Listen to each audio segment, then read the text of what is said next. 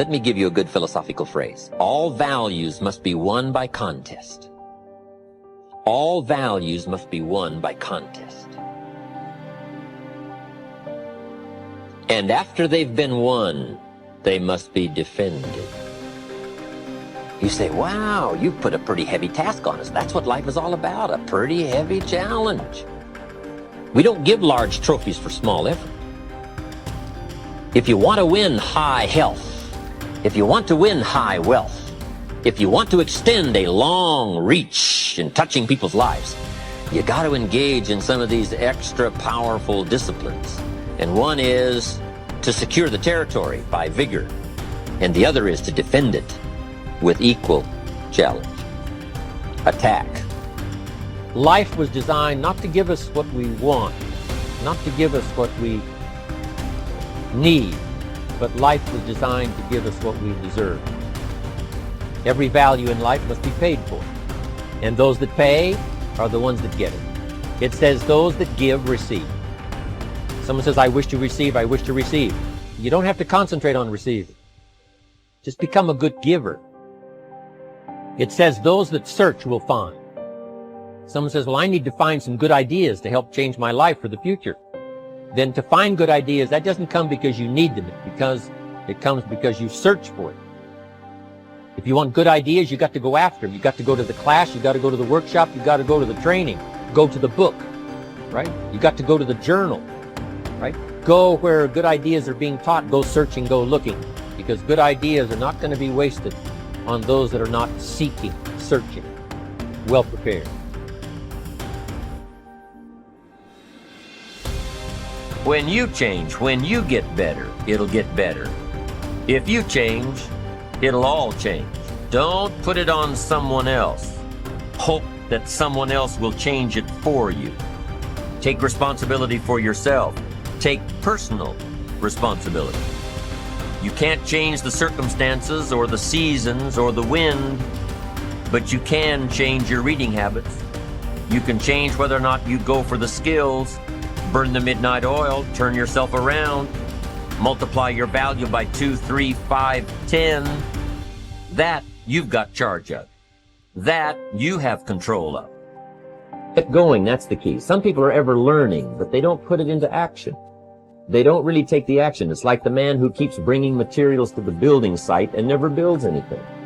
He keeps bringing in the sand and the gravel and the windows and the doors and the roofing material, and he just stacks up all these supplies, but he never builds anything. See, if you do that long enough, fairly soon they'll come and take you away.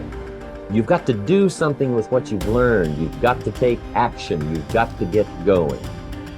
So that's one of the most important things to learn, how to design your days, how to design your weeks, how to design the months, so that you take the proper action to get the proper return that you're looking for, whether it's economic or personal. Get going. It's a major key.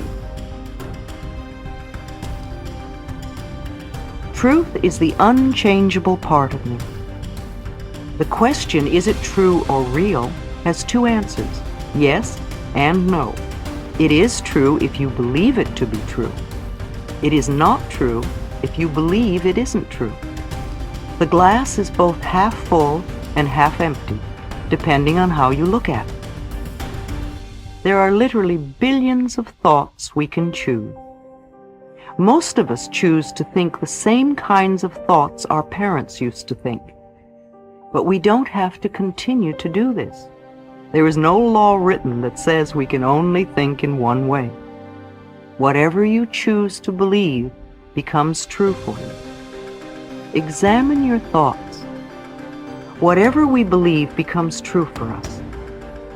If you have a sudden financial disaster, then on some level you may believe you are unworthy of being comfortable with money, or you believe in burdens and debt, or you believe that nothing good ever lasts.